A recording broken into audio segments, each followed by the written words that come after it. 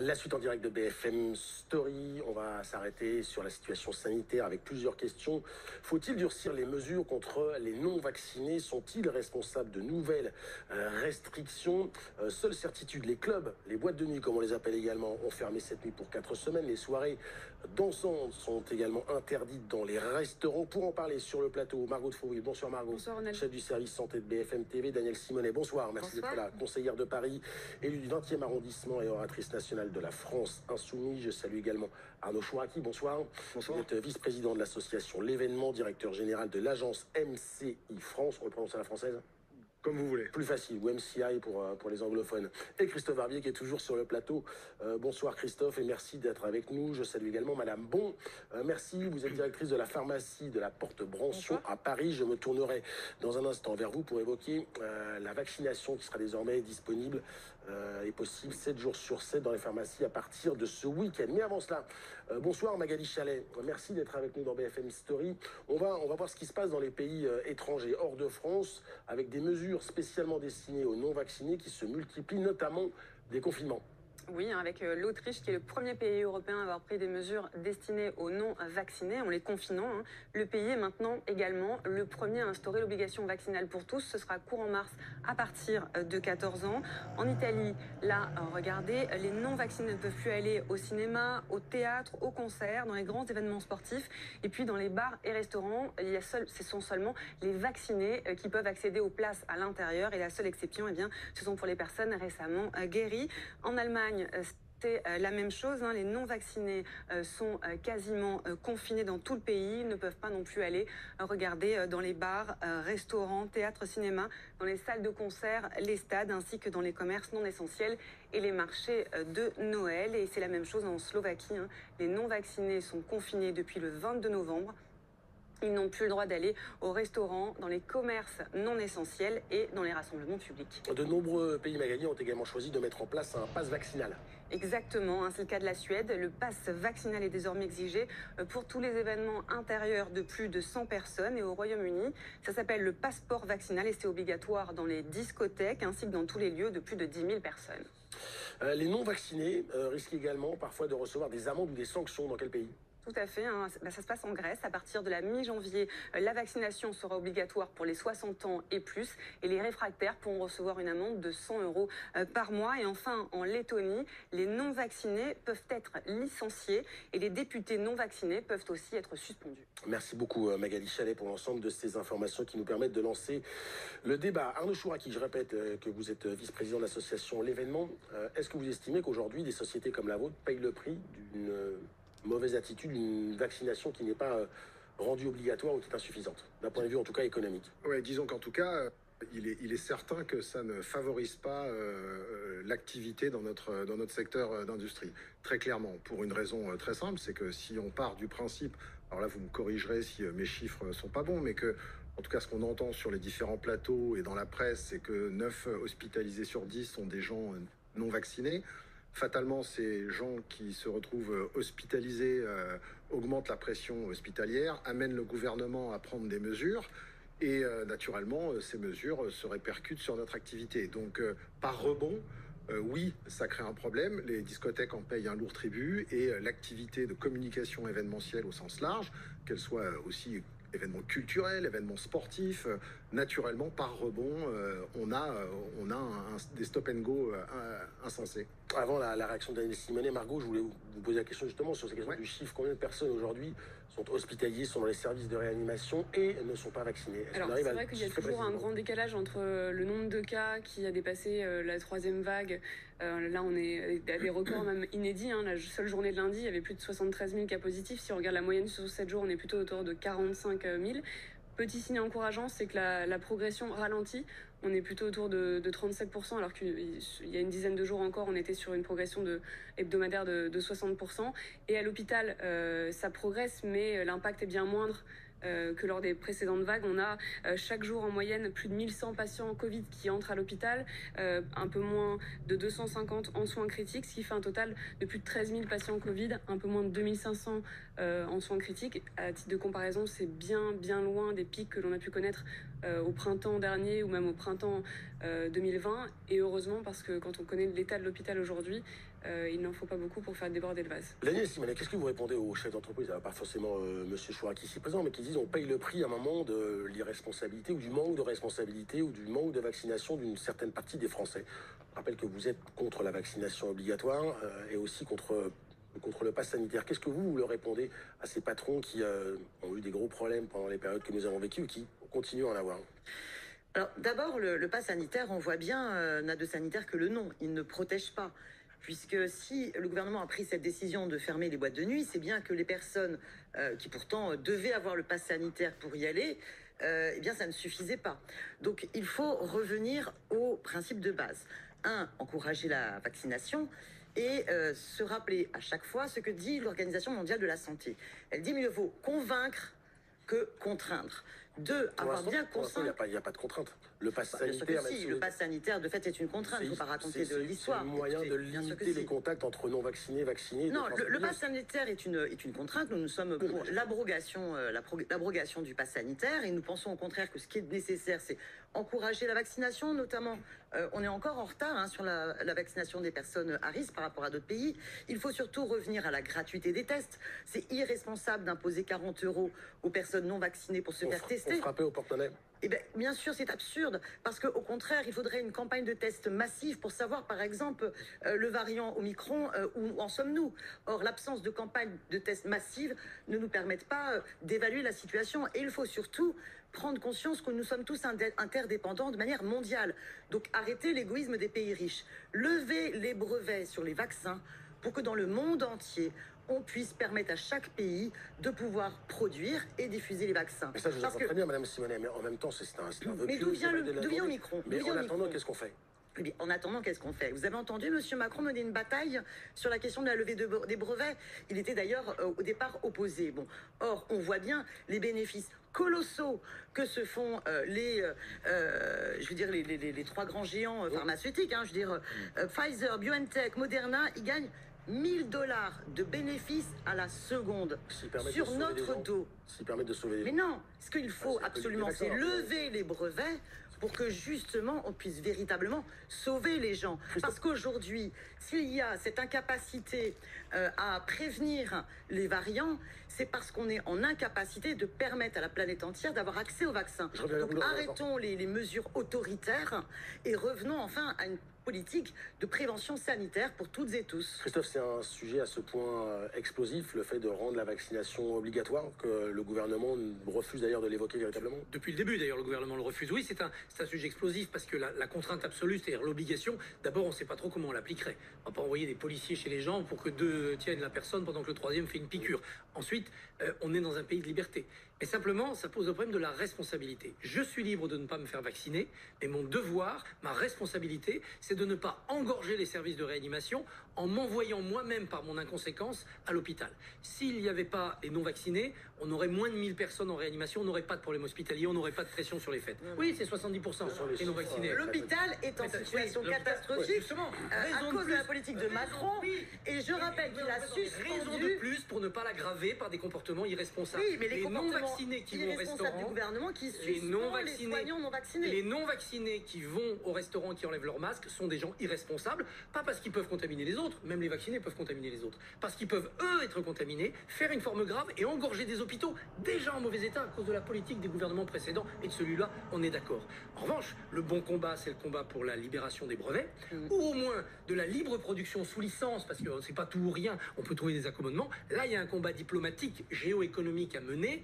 Les bénéfices, si les grands laboratoires les réinvestissent dans de la recherche contre toutes les maladies qui ravagent la planète depuis des décennies, ça ne sera pas de l'argent perdu. Oui, vérifions qu'ils réinvestissent et qu'ils ne font pas que distribuer des dividendes. Mais ça peut être bien. Enrichir la recherche scientifique, c'est jamais un mal, pourvu que l'argent soit bien utilisé. Mais les gens non vaccinés aujourd'hui sont des gens qui mettent en péril le système hospitalier, donc toute la société, et à cause de qui, peut-être, on va dire, vacciner les enfants, qui eux ne risquent presque rien, ça serait scandaleux. Monsieur Chouraqui, est-ce que vous avez le sentiment aujourd'hui qu'une minorité de la population, 10% non vaccinés, met en péril votre activité économique? Est-ce que c'est quelque chose qui est votre liberté de mouvement, votre liberté d'entreprendre ou d'exercer? Comme je vous l'ai dit tout à l'heure, je pense que c'est un des paramètres qui fait que, évidemment, ça complique la situation pour pas mal d'industries.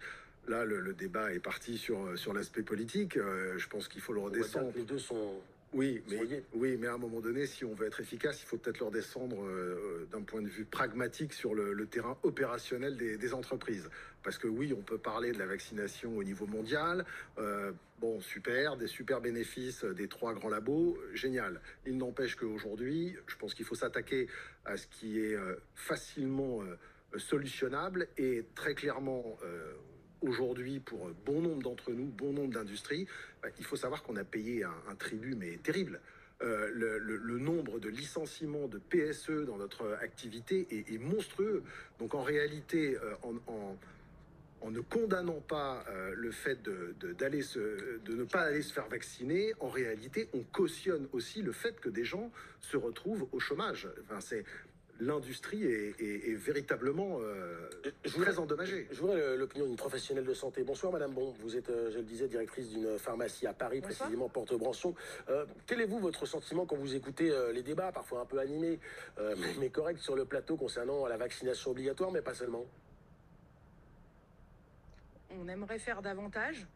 Mais on se retrouve à un stade où on peut plus faire plus. On ne peut pas faire plus. On réquisitionne nos équipes depuis le début de la pandémie et là ça dure.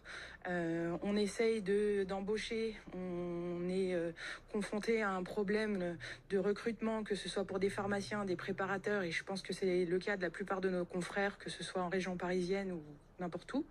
C'est compliqué, on voudrait faire plus, mais on n'a pas plus de moyens. Mais vous allez faire plus puisque ça va être ouvert 7 jours sur 7 pour la vaccination, pour les pharmacies, à partir de ce week-end. Alors, à la pharmacie de la Porte-Branson, nous avons fait le choix de ne pas faire plus. Parce que depuis les annonces de M. Véran, nous vaccinons contre le Covid au fil de l'eau. C'est-à-dire que dès lors que nous avons des flacons qui nous permettent de préparer des doses pour vacciner nos patients, nous le faisons tout de suite, sans rendez-vous. Donc, on n'a pas la possibilité de faire davantage. On ne peut pas réquisitionner davantage les équipes qui, je le répète, sont épuisées, qui ne veulent plus faire d'heures supplémentaires. Nous ouvrons déjà, je parle pour nous, de 8h à 21h du lundi au samedi. Ça me semble un petit peu compliqué de les solliciter davantage.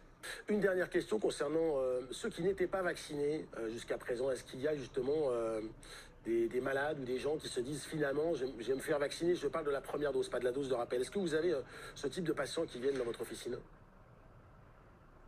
On est sur une petite minorité de personnes qui viennent pour une première dose. Là, vous voyez, depuis 16h, j'ai reçu une grosse livraison de flacons et je n'ai vacciné que des personnes pour une 3e dose. Merci beaucoup d'avoir été avec nous quelques minutes ce soir. Daniel Simonet, comment on fait? Je ne sais pas si vous le jouez, mais comment on fait pour convaincre cette minorité dont on dit qu'elle est parfois responsable du durcissement des mesures? Est-ce qu'il y a un message à passer? Est-ce qu'il y a un message pour les convaincre? Certains disent que c'est la minorité qui est responsable du durcissement des mesures, parce que le gouvernement, c'est pratique pour lui, comme ça, partie, effectivement, il se lave les mains de sa propre responsabilité, de son incurie dans ce dossier. Je vous dis, il faut d'abord mettre en place une vraie campagne de tests et de tests permanentes pour savoir où on en est de l'évolution du virus et permettre par exemple à tout le monde de se protéger avant les rencontres familiales des fêtes de fin d'année.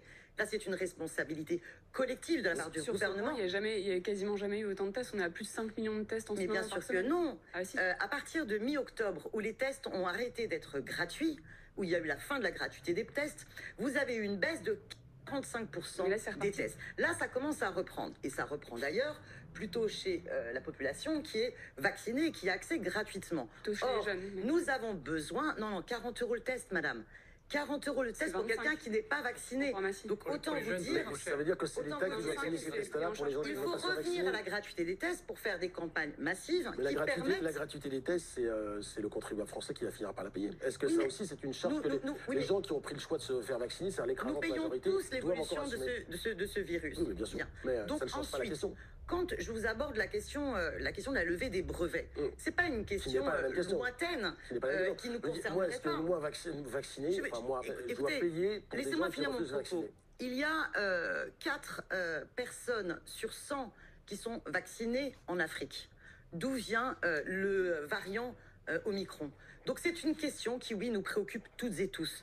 Si on ne veut pas en prendre pour encore des années avec des développements de variants, de nouveaux variants, il faut permettre la vaccination sur la planète entière. L'OMS a une super expression là-dessus. Elle dit, mais on n'éteint pas un incendie à moitié. Quand on veut éteindre un incendie, on l'éteint en entier.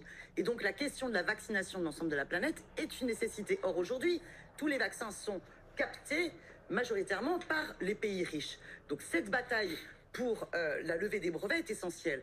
Et ensuite, il faut une autre politique vis-à-vis de l'hôpital public, parce que, je suis désolée, je reviens sur ce scandale où les soignants non vaccinés sont tous suspendus avec une situation de quasi-mort sociale, inacceptable. Et vous avez par contre des soignants à l'hôpital qui peuvent être vaccinés, mais qui peuvent à un moment donné avoir le Covid, et qui à ce moment-là ne sont pas mis en retrait de leur santé. C'est une aberration. Non, mais vous faites l'amalgame avec tous les cas de figure, parce que c'est pareil de notre côté. C'est-à-dire que nous, dans notre activité, une large partie, une très grande majorité des collaborateurs dans nos agences, chez nos annonceurs et ainsi de suite, sont vaccinés. Et de toute façon, par rebond, les non-vaccinés provoquent un engorgement des systèmes hospitaliers. Et chez nous aussi, il y a des situations de précarité terribles. Donc, oui, sauf que monsieur, c'est pareil. Je suis sûr que vous êtes un employeur responsable. Quand vous avez un salarié qui, à ce moment-là, a le Covid, vous lui dites pas, venez quand même au travail.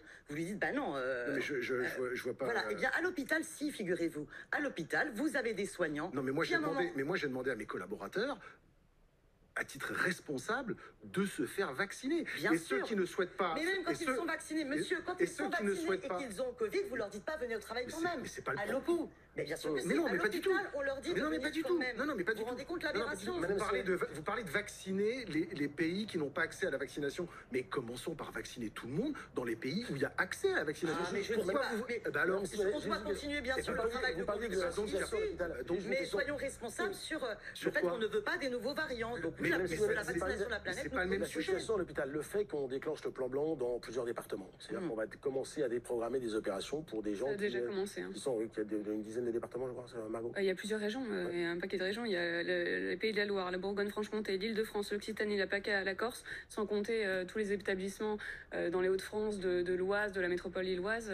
Enfin, ça va être national dans quelques jours. Et ça a déjà commencé bien avant le plan blanc, d'ailleurs, des répercussions avec des pénuries de personnel qui se répercutent forcément. La conséquence, c'est qu'on va commencer à déprogrammer des opérations, parfois urgentes, parfois prévues de longue date, parce que certains ne se font pas vacciner. Qu'est-ce que vous répondez? Est-ce qu'il n'y a pas... de dire ça. Parce que ce sont les chiffres, ce n'est pas mon jugement, c'est la réalité des chiffres. Non, c'est pas la seule réalité des chiffres. Mais ce qui engorge en ce moment les services de réanimation, ce sont bien les patients Covid, dont 80% ne sont pas vaccinés. Ce n'est pas la seule réalité des choses. Je n'ai pas dit ça. Parce que vous ça fait partie des aspects importants. Vous avez à l'hôpital, vous avez eu la poursuite de la suppression de nombre de postes. Vous avez ensuite eu une incurie dans les politiques concernant les personnels avec une insuffisance revalorisation salariale qui fait qu'il y a une très grosse difficulté à recruter. N'aggravons pas la situation. Vous ajoutez à cela la suspension aggravée par le gouvernement, la suspension de centaines et de centaines de soignants qui met la situation de l'hôpital à terre. Voilà la situation de crise terrible qu'il y a à l'hôpital. Oui, il y a une situation de crise terrible à l'hôpital. Il faudra un jour régler cela en y mettant les moyens. En attendant, n'aggravons pas la situation individuellement en n'ayant pas un comportement responsable. L'irresponsabilité, c'est de prendre le risque d'aller soi-même en réanimation parce qu'on aurait été imprudent. Et c'est là où vous devez être non pas seulement dans la conviction, mais dans la responsabilisation. Par ailleurs, un soignant qui refuse de se faire vacciner, ça me fait penser à un marin du secours en mer qui refuserait d'apprendre à nager. Quand on est responsable professionnellement, quand on est soignant, on se fait vacciner. D'ailleurs, il y a des vaccins obligatoires pour les soignants. Il y a des vaccins qu'on est obligé de se faire si on veut travailler à l'hôpital, comme il y a des vaccins obligatoires pour voyager. Donc le refus de se vacciner quand on est un soignant, c'est une attitude qui n'est pas civique, c'est une faute professionnelle. Arnaud Chouraqui, le mot de la fin avec vous. Est-ce que vous avez l'impression que votre activité professionnelle est clairement menacée aujourd'hui? Oui, elle est menacée parce qu'on se retrouve exactement dans la même situation qu'en septembre 2020. C'est-à-dire que dans notre activité, on a une temporalité qui est très longue. Donc aujourd'hui, naturellement, depuis une dizaine de jours, 100% des projets événementiels présentiels sont annulés jusqu'à la fin du mois de février et peut-être même mars. Donc oui, très clairement, il y a un énorme danger pour l'ensemble de nos activités. On fait beaucoup de réunions à Bercy pour remettre en place et remettre en route les différentes aides de notre secteur. On est en bonne voie, c'est indispensable, sans quoi on va à nouveau se retrouver dans une situation où beaucoup d'entre nous vont soit faire des PSE, soit malheureusement déposer PSE, le bilan. plan de sauvegarde de l'emploi. Comment? PSE, je précisais ce que c'était. Plan de sauvegarde de l'emploi, tout à fait. Merci à tous les quatre d'avoir été sur le plateau de BFM Story.